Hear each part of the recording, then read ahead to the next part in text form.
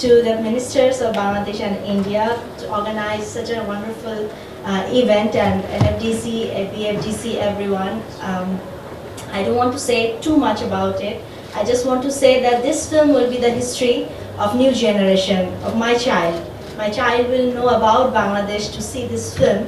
So, and Bangabandhu is such a person, he's not only leader, he's very close to our heart. He's our heart of Bangladesh. So we enjoyed the trailer, and I hope that everyone will enjoy the film also. So I'm also waiting for the full film. And thanks once again everyone. Thank you so much. আপনি ভাষায় প্রকাশ করতে পারবেন না যে কেমন লাগছে। প্রথমত হচ্ছে এই ফিল্মটা তো আসলে শুধুমাত্র আমাদের জন্য ফিল্ম না, এই ফিল্মটা আসলে আমাদের অস্তিত্ব বা আমাদের হিস্ট্রি।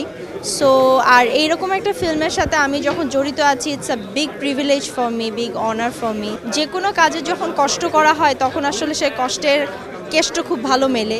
সো এরকমই, যেহেতু আমরা 2 বছর ধরে কষ্ট করে এই ফিল্মটা করেছি, সো ডেফিনেটলি এটা ভালো কিছু হবে আমার আশা করছি। Everyone knows about it, the world knows about him.